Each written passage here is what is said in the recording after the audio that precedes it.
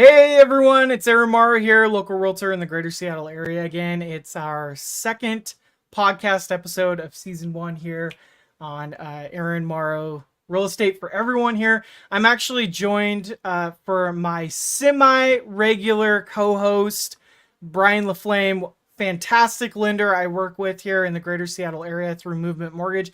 I'm going to bring him up on stage right now. And if you're watching us, by the way, on some other platforms that aren't Facebook, LinkedIn, Twitter, or YouTube, if you're watching us on Instagram or Clapper, you can always go over to YouTube. Just read the descriptions on how to find us. And Bryan? If you're watching us on Wuzzlebug or Street Snap or any of those too, just head on over to YouTube. You'll get the right instructions.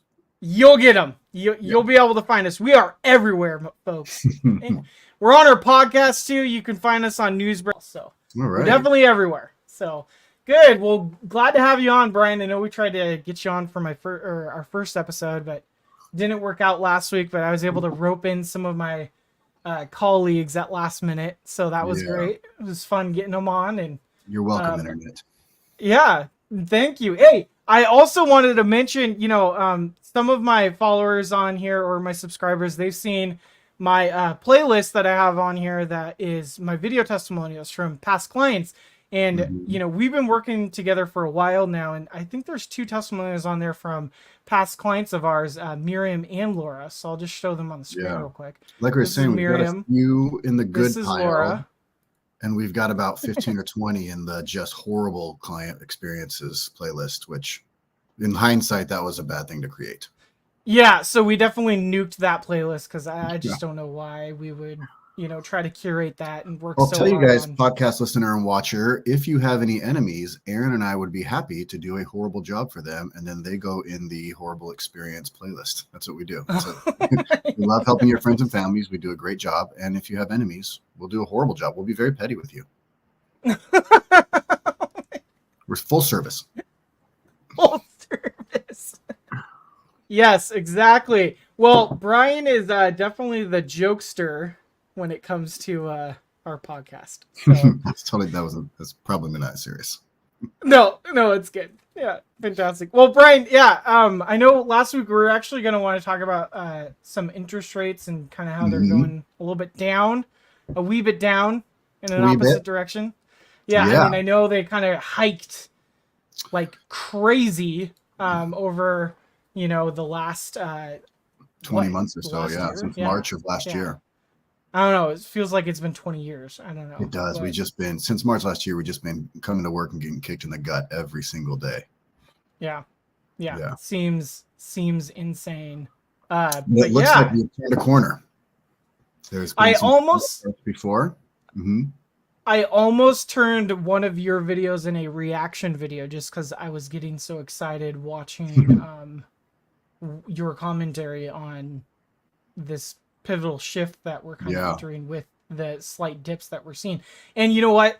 So in that video that I caught, the main takeaway I got from it was this is kind of one of those perfect times to really get off the couch and buy right now before it starts getting really hot out there. And I'm already noticing some competition to heat up, even during the holidays right now, where normally cyclically it's a seasonal slowdown. So next week I'll have a couple of charts. Our computer went down. Everything has been trying to make this not happen. My computer crashed this morning and we're getting it replaced. So I don't have all the normal files that I would have to share. But next week, if we have it, if we do this again, when we do this again next week, I'll share a couple of slides about what it means to be on the front end of the curve when you see things happening. So the market, I liken it to, it started in late October. It started taking the first step on a 1,000-mile journey for rates to come down, which is great because you can't get to the end destination if you don't start. And we haven't started yet. We hadn't started yet. We had a couple of false starts, but eventually the rest of society, the rest of the market, buyers that have been on the sidelines are going to catch on. When rates went from 7% to 8%, 5 million more people were mathematically eliminated from being able to purchase a $400,000 house. when rates went up from 7% to 8%. Rates have come back down now from the 8s into the low 7s, and in some instances, maybe some high 6s. And so that's 5 million now people that have been that are now mathematically able to purchase a $400,000 house. But also, you have to take into account the people who emotionally now are going to want to jump back into this market. The people that didn't get mathematically disqualified as rates went up, but they just got emotionally beaten down. They got fatigue as they kept seeing rates go up. Those people are going to be coming back in as well. And a lot of we're counseling and coaching a lot of our business partners and a lot of people that are getting pre-approved to buy a house. That now, I know it's not normally, December isn't normally the time to be buying a house, but you want to be out in front of people that jump into the market after the new year, when normally people start kind of putting their feelers out there again. This time, January 1st to the first week of January last year, we had the largest increase in mortgage purchase application activity in history. Wow.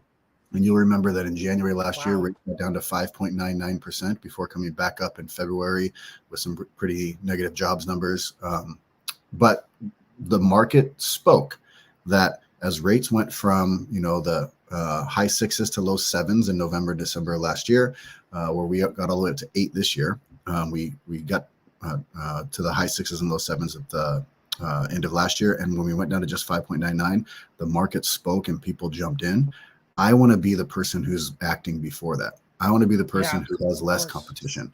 I want to be the person who is able to still negotiate closing costs. I want to be the person who is still able to, negotiate in my favor when I'm talking to a seller, because there's not 15 people behind me. That's who I want to be. And we see the market, and we'll talk about it in a little bit, where rates are going and why we think that. And as the rest of society here catches on, people will be jumping in, and you have a chance to be out in front of them, or you have a chance to be competing with them. Yeah, no, that definitely all makes sense, Bryan. And I was saying last week, cyclical. We were talking about how markets are cyclical too, and just normally around the holiday seasons, it's buyer turnout is typically lower, anyways. And I've found that's traditionally my buyers usually get the best deals around the holidays, anyways. Yeah. I mean, every year I'd feel like over the past 6 years, I've gotten a buyer to just get a fantastic deal on a home with, without fail. They've always gotten a home that's significantly below list price, even during the pandemic, around the holiday. Now, I'm not talking about after New Year's, that was different, right? Yeah. But around that Christmas time or the holiday season in December, we're all fat and happy and worried about other things and don't want to move. Half the agents aren't working, all the Yeah. people are out of town, or they're not looking, or some of the sellers aren't doing anything, that's usually. And not only that, I would say that's when I look back at my numbers, how many deals that I've done with my clients when, because every year I do a few different off-market deals where, they weren't on the multiple listing service, they weren't listed.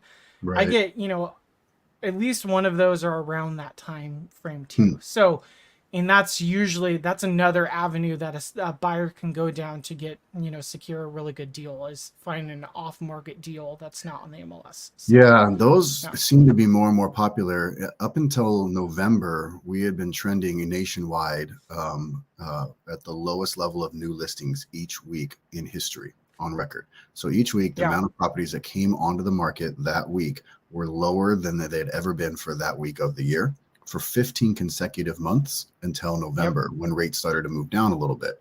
And it just barely eked it out because it's like the holiday season. But off market deals, because we have such incredibly tight and low inventory, is a really good way to kind of strategize in this market for what you may want. Because the only thing lower than buyer activity right now is the amount of listings on the market.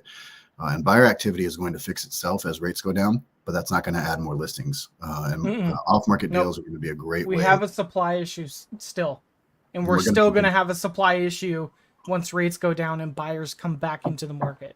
And now they're going to be entering a market where interest rates are coming back down, but they're not down into the threes anymore like they were Yeah. in the We're gonna pandemic. have They're coming down.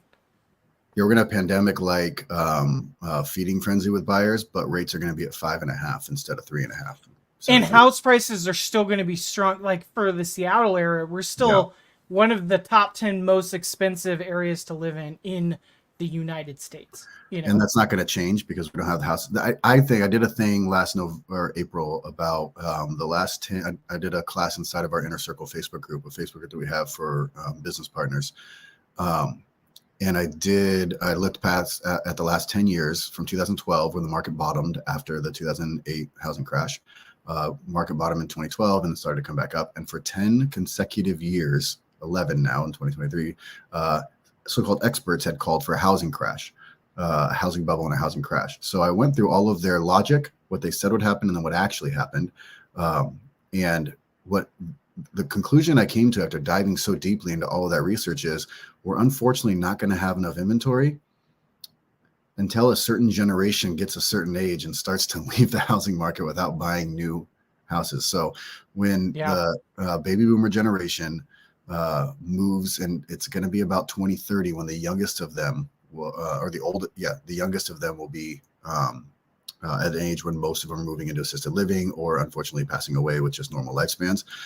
That is going to be the thing that finally loosens up some of the housing inventory because we can't build it fast enough. Right now, we're building about 1.4 million homes a year nationwide, but we have 1.5 million new household formations every year. So for 15 straight years, we've built fewer homes than we needed for household formations, and we continue to increase that deficit every year. So new construction isn't going to pick up the slack. Resale homes are just the amount of homes we have. They're just resale homes. That's what there is.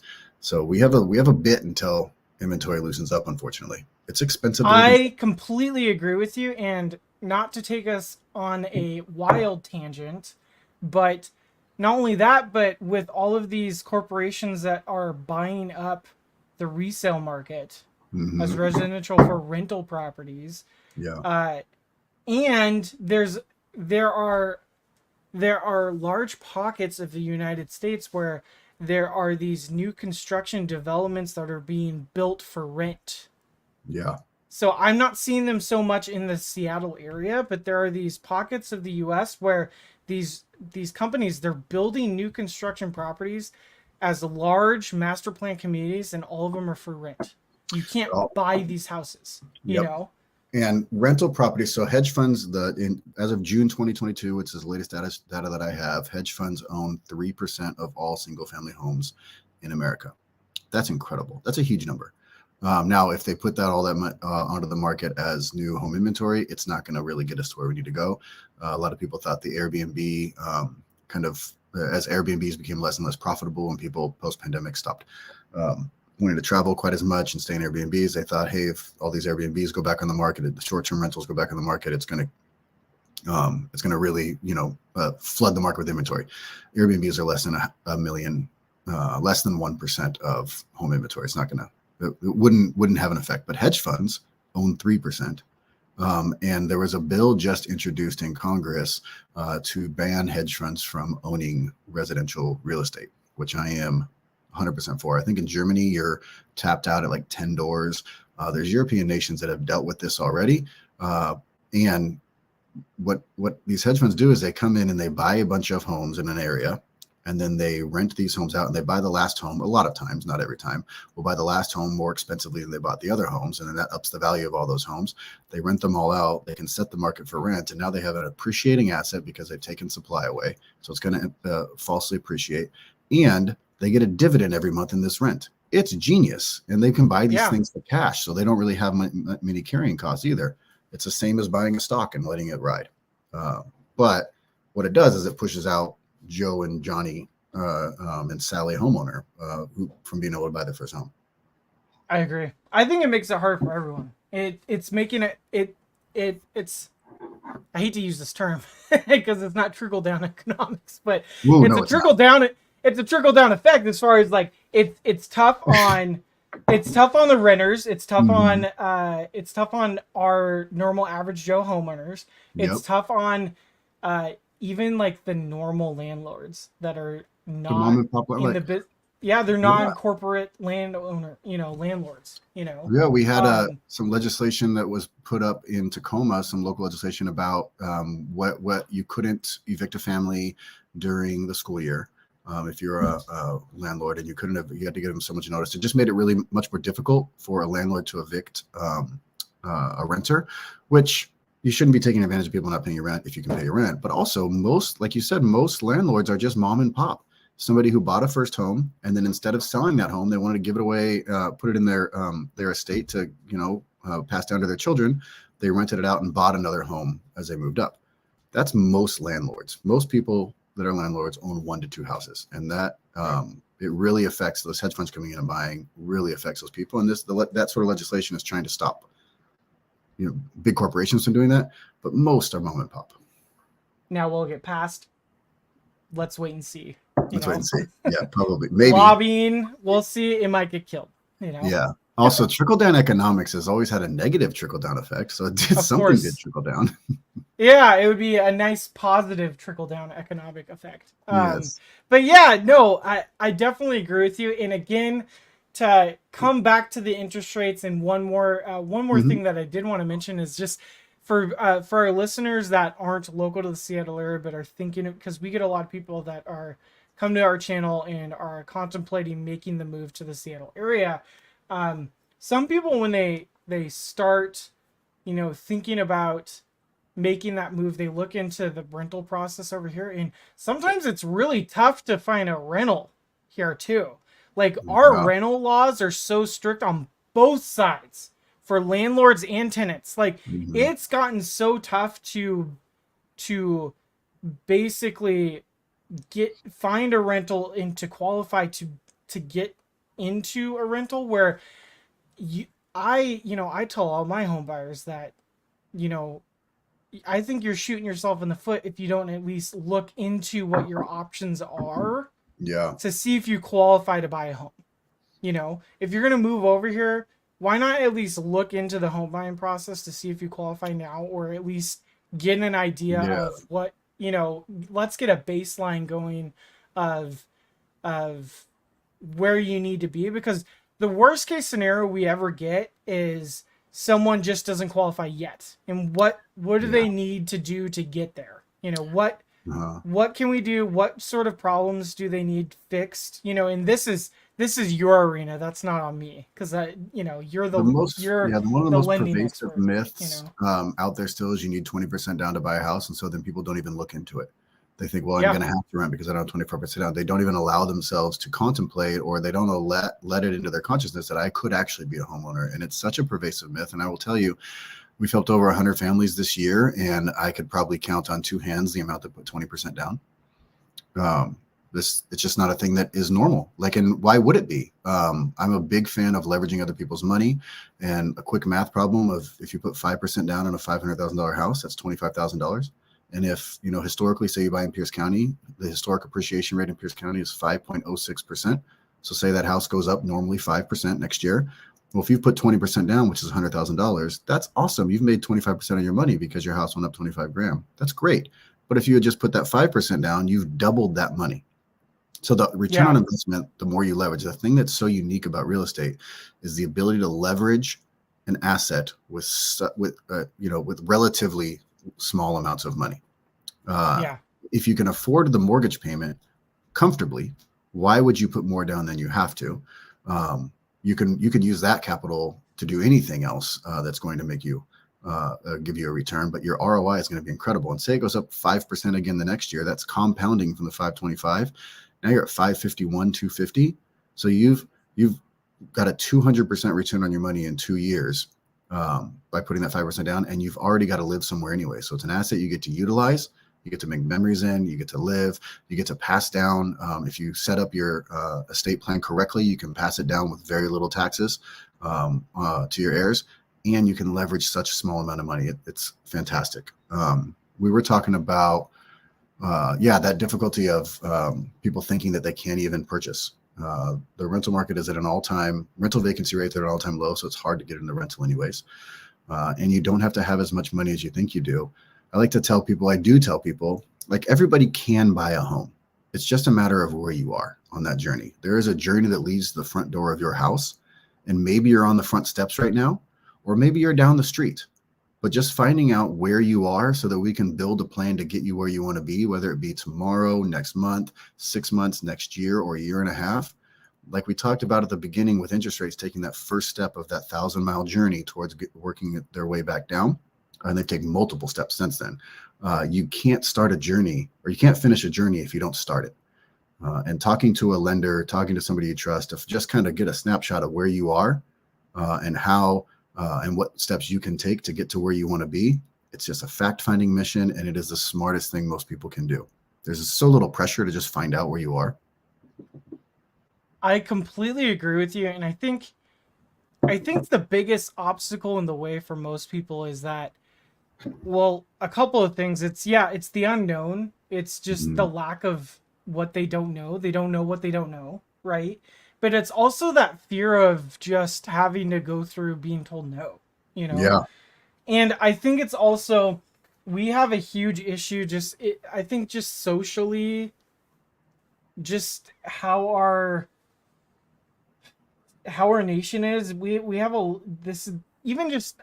it's not just this generation, this current generation, or just, but I think just the problem with the US right now is there's a lot of people that want this instant gratification, and getting a house into home ownership it's not instant gratification. It's not sexy. Building up even that small amount of savings it takes to, for some people, wherever they are geographically, because there's different pockets of the US where, I'm chatting with my realtor buddies on TikTok, that are in different parts of the pockets of the US where you can get a decent house for $250K. That's not here, right? But even like building up a few $1,000s, a couple $1,000s, sometimes that's hard for people to really focus on and do that, right? Yeah. And a lot of people even here, when there's down payment assistance programs, and there's, even when they know that they only have to do 3.5 down or 3% down, or sometimes there's conventional loans that they can do 1% down, all these different programs out there for houses here. When they learn all this and they take the totality and they talk to you as the lender, wanting to take the discipline necessary to save up to do that, versus being like, but I want that fancy sports car now. Like, I'd rather lease that now. Okay. And like, do that, Yeah. And like if that's more important to you, that's your choice as an adult to be more important. I'm not gonna stand in the way of that, but you have the information. No, of course. Of course. Yeah. And I think that's the, where some people, and I think they share that info, and some people don't even go to the point where they get to the table to make the application. Right? Yeah.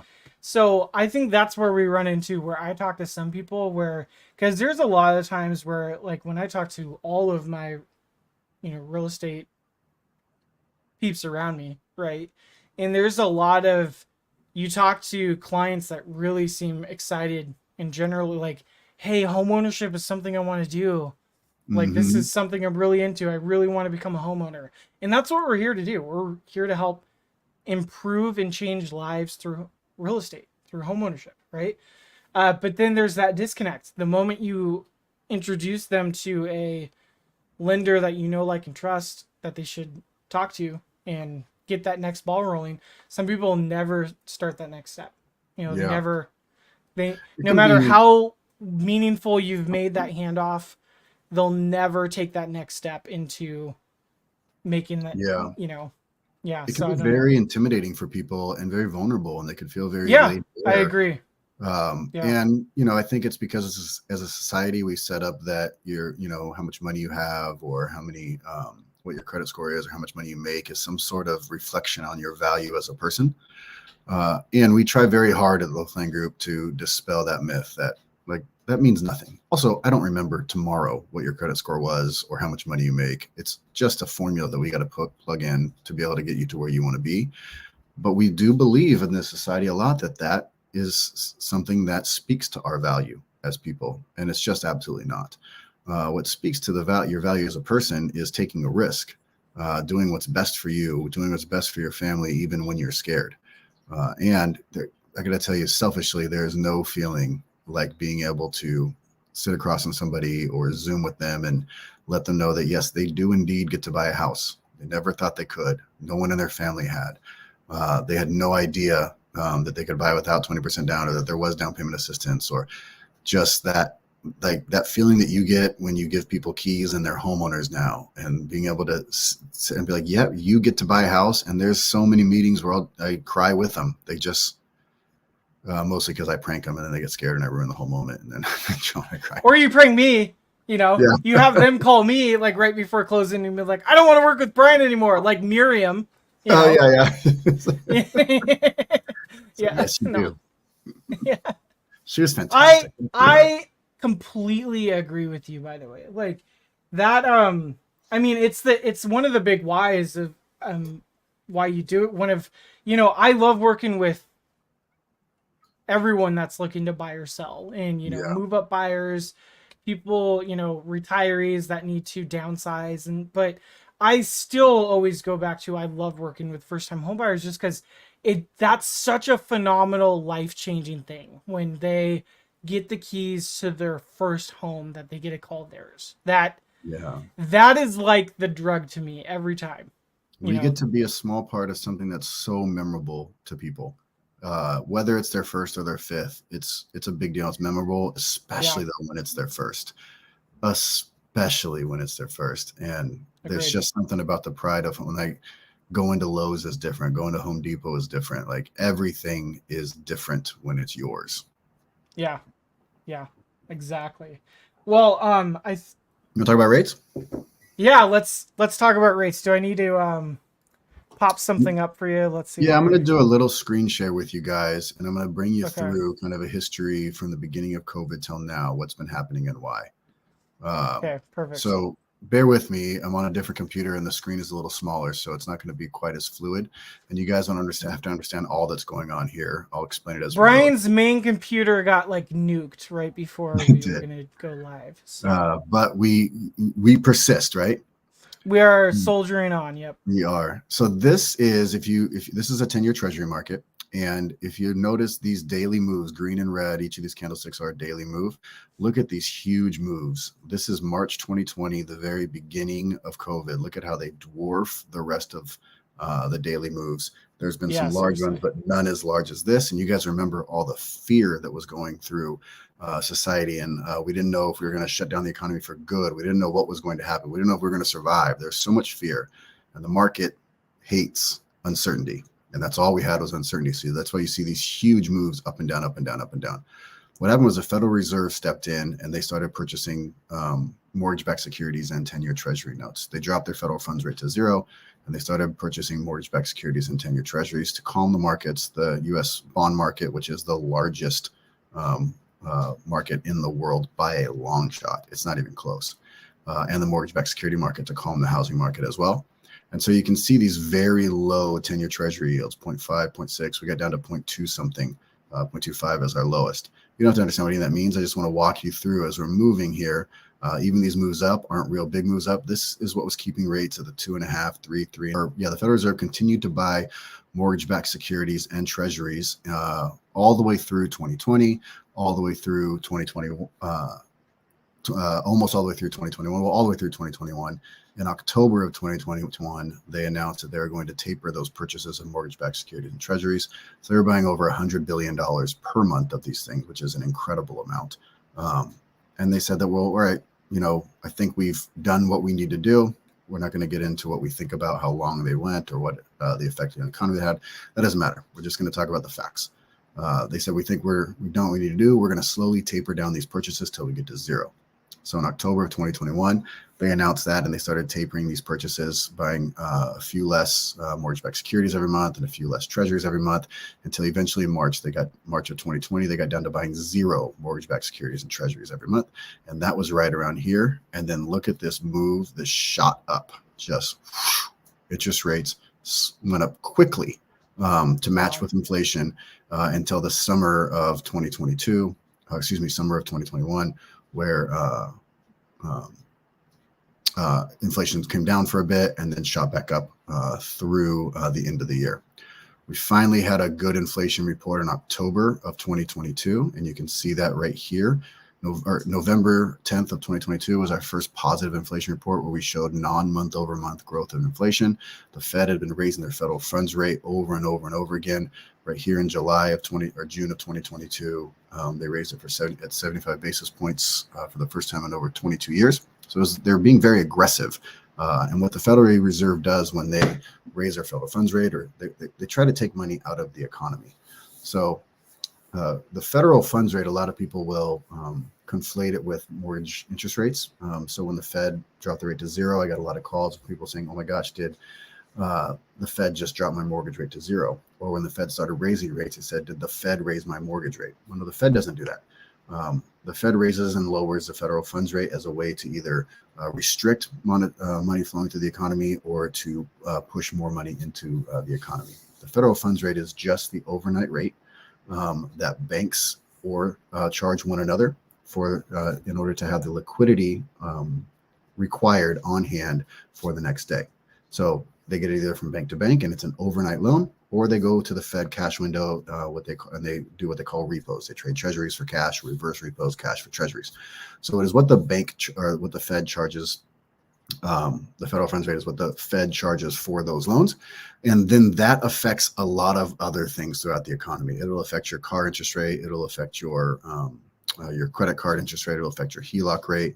And it'll also affect your CD rate. So what they're doing then is they're raising interest rates on assets or on capital. So it's harder to get that money, or it's more expensive to get that money. So people want to take out less loans. So people want to spend less money. They also incentivize savings because they have higher CD money market savings account interest yields, ostensibly. So that's what the Fed does when they raise and lower the federal funds rate. The reason it's affected mortgage rates so profoundly is because the Fed participated pretty heavily since the late 90s, definitely in the 2008 real estate crash, and more so than any other time during COVID, and what they call quantitative easing. So they added a bunch of money into the economy. They created credit and they moved it through the economy. And you know that when they started taking money out of the economy through what they call quantitative tightening, that it was the markets. The markets have been reacting to what they think the Fed is going to do and how they think the Fed sees the economy and how their monetary policy is going to be moving forward. And the raising and lowering of the federal funds rate just kind of speaks to that, and so acutely affects mortgages because of how quickly they raised interest rates after keeping mortgage-backed securities and treasuries so low for so long. So you can see here how interest rates went down. This is November 10th, and they went down. We talked about this in the beginning, how purchase applications increased. First week of January, purchase applications shot up to the highest level, like the difference week over week, the highest level that we have in history, right, because interest rates had gone down so quickly. And then in February, we had some pretty negative or positive job data, depending on how you look at it. The more jobs we add, the healthier the economy is. The healthier the economy is, the higher interest rates will go. The higher interest rates go, the higher mortgage rates will go. So positive economic news is negative for interest rates. Negative economic news, morbidly, is positive for interest rates. You can see us here climbing up and up and up in interest rate. And then this is where, this is December, and then this is our move down in January. I can't see the dates down here, so I'm a little bit off. This is our move at the end of December, but this is our move down to 5.99% in our mortgage interest rates. And then we moved up because of these negative jobs reports. You can see this red candle right here. That's what that is. And we continue to move up until Silicon Valley Bank collapsed in March of this year. You'll probably remember. I did a video on that. Yeah. So Silicon Valley Bank collapses. We think the banking sector is going to collapse. The Fed comes in, and FDIC. I mean, we can do another video on what happened and why. But the Fed came in, and through a couple of new, old and new programs, they stopped other banks from collapsing. But the problem is still there. That would be a cool follow up to do, because I remember that was actually the first. If any returning channel members on YouTube channel, that was your first exposure to Bryan. Because we had Bryan record a video for me that I kind of did an introduction for him. That's right. I forgot about that. You're on the channel from that. Yeah. Okay. Yeah. So we can go over that again too. And then rates continued to go up and the rates went up at the end of summer through September and into October. mostly because of one where the Fed in their meeting, they have a thing called a dot plot, which is where they see the federal funds rate moving forward over certain amounts of time into the future, and they saw rates being higher for longer. But we started to get, and also in June, which is the summer, we had we took away the debt ceiling. We didn't raise it. We took away the debt ceiling. So there is no debt ceiling. We've added about $2 trillion in debt since we took away the debt ceiling, and we cannot revisit it until 2025. So as we took on more debt and the interest rate, the yield on 10-year treasuries and other treasuries along the yield curve continue to go up and up and up and up, what this is the interest that the government has to pay when they give you a treasury bond. And so as the interest went up and up and up, it became more expensive, and our debt burden ballooned up to about $900 billion a year in just interest payments. I think by the beginning of this year, or beginning of next year, our payment on interest is going to be larger than our defense budget, which is crazy. It's one reason why I've been saying for the past year and a half that this isn't going to be a thing that's going to stay. It's not a new normal. We're a debt society, a debt growth society, and the government cannot afford for yields to get too high, because then we cannot perform on our debt. We've already gotten downgraded once in the past few months. And so as debt got more expensive, we had to issue more treasury notes. And as we have to issue more treasury notes, we have more supply. More supply means less demand just by default. And so then we have fewer and fewer buyers to more and more sellers. And so, of course, then the price has to go up, because then you have to, the price has to go down, then the yield has to go up. You have to give more interest. You have to entice more buyers. And so that continued to drive rates up until finally the treasury came out, and in late October was really good for rates. That's this area right here. The Secretary of the Treasury came out, and the Treasury said that they needed a lower refunding requirements than they had expected in the first quarter of 2024. What that means is they were going to issue, I think it was like 70 to 90 billion less in treasuries than they had expected. So that's pulling some future supply off the market. That was really helpful. We had a very negative or positive jobs number. So negative jobs number, positive for interest rates, you'll remember. We had another really good consumer price index inflation report, which showed a core consumer price index going down to 3%, which was fantastic. And that moved rates down. And the good thing about this is you'd see a rally, and then you'd see a little bit of calm. And then you'd see a rally, and then you'd see a little bit of a calm, and you'd see a rally. So it wasn't just buyers coming in and taking profit and buying, but you would see this calm in between these rallies, which really spoke to me as someone who tracks this as the market sentiment shifting. And you could see that in as rates went up really quickly here, you had a lot of Fed speakers come out and say, well, we think the higher yielding environment is doing the task of us, of our quantitative tightening.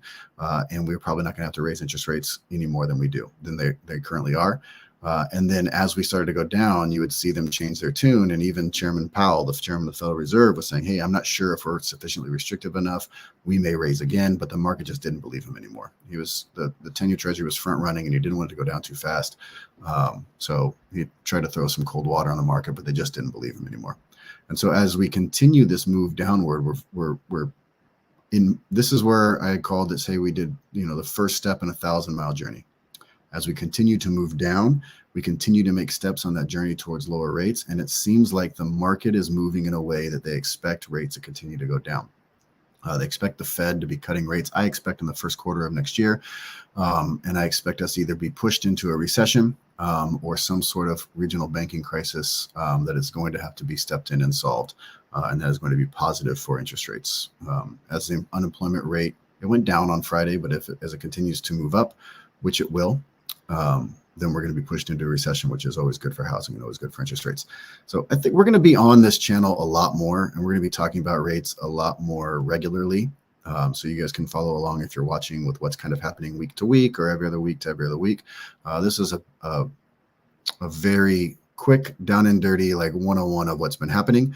And I probably didn't explain it as well as I would like to, because I didn't want to get too into the weeds. I wanted to make sure it was understandable, and then a kind of a chronology of what happened and where we are and why. Yeah, I think it's a great introduction. Where do you think, so Bryan, give us a general, because like right now we're currently December 9th right now. Where are we currently floating right now with interest rates? So nationwide interest rates are average rate. Now this is the most loaded question that every lender hates to answer, because if you come in, interest rates are so incredibly specific to so many different variables that it is Yeah. Can absolutely you give impossible. me a ballpark that doesn't get you in trouble with lending practices? Yeah. So Or nation however it works. Because again, Freddie I Mac will always publishes say that nationwide as a average. realtor, I am layman's terms to know what gets you in violation for Yeah. answering this question. Freddie Mac has publishes their rates, and nationwide Right. average mortgage rates for 780 credit and 30% down with 1 point is right around 7.05, maybe 6.98 to 7.05. Those numbers a month and a half ago were really close to 8%. Yeah. The reality is, with a small buy down, you can get to 6.99%. Sometimes you can get to 6.5%, sometimes 6.25, depending on if you're doing FHA or VA loan. If you're putting money down on a conventional loan, what your credit score is, what your loan term is. There's what sort of house you're buying. Is it a condo? Is it a manufactured home? Is it a single family? Is it a duplex? There's a million different things. But just know that rates overall have come down about a point in this time, no matter what your rate is. Which is a big deal. That's the big deal. So that's amazing for how much they've come up over the yeah, last. We've it just been relatively beaten up over quickly the last year. yeah, in 6-7 weeks, relatively quickly, going down a point in 6-7 weeks is. I like to use the analogy that interest rates take the elevator up and they take the stairs down. No investor wants to be caught. So who pushed who down the stairs over the last 7 weeks? Oh, we pushed Jerome Powell down the stairs. Oh, no, didn't say he's not a real federal. Like the Federal Reserve is the government, so he's not an elected official. I guess it's not right. a threat. Okay. Well, And good. No, I think that's be mean. That'd be elder abuse. right. I think this was a good introduction, though. And if, of course, any listeners, so I will again. I'm reminding anyone who are listening to this in audio only podcast form, you can definitely go to our YouTube channel.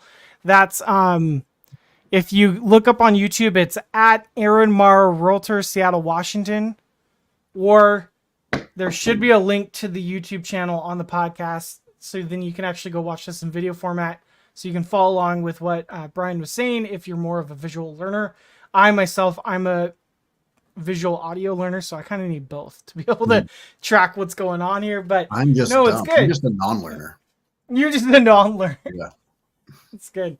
Well, no, this was great. I'm glad that you're able to come on, Bryan, and show us this. And yeah, I think we definitely have more to talk about next week to kind of naturally transition into some more of this stuff. Because I get clients with like interest rates. I think it naturally kind of maybe as like a teaser too, we can naturally transition into next week.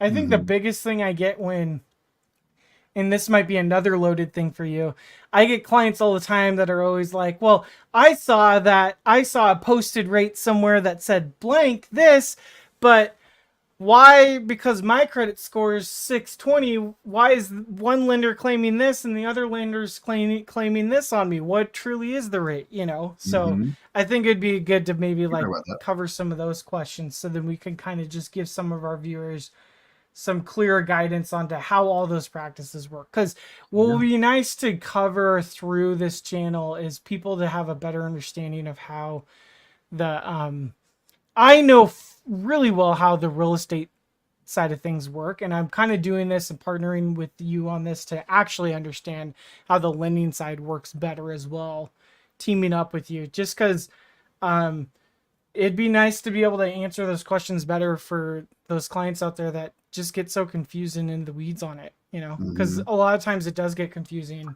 Well, we're explaining an incredibly complex financial instrument and taking it down into bite-sized pieces of an interest rate and a payment, and that's a disservice to a client. What is my rate? Why is my rate? Almost every lender you talk to will not be able to tell you why your rate is. They don't understand what a hedging strategy is. They don't understand what mortgage-backed securities do or are, or some have a layman understanding of it. It's super important, and it's really hard if these professionals don't get it because they're not traders, which is different than a lender. They don't understand what's going to affect the market and how it's going to affect the market, and even what the market is or the size of the market. It's really difficult then to explain to a consumer. And it can be frustrating, I imagine, as a consumer to say, well, I saw this rate online, but every lender is telling me a different rate. Yeah. I was just telling them it's dark elf magic and you aren't ever going to be able to understand it, No. Yeah. Just kidding. It is, well, good. Yeah.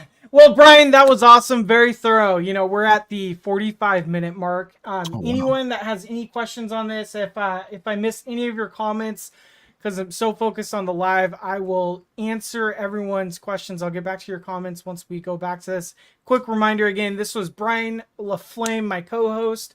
He's through Movement Mortgage.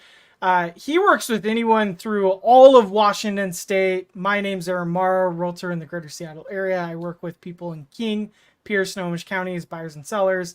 One thing I will remind you guys, we get calls, texts, and emails from peeps just like you looking to buy or sell in the greater Seattle area, and we absolutely love it. So whether you're looking to make your next move in 9 days or 9 months, please just give me a call, shoot me a text, send me an email, or my favorite, schedule a Zoom. All of my contact information and Bryan's contact information is going to be found in this YouTube video. Let us know if you guys have any questions. Those are some of our happy clients in the background. But other than that, see you guys on the next live podcast or whatever we call these. We are out.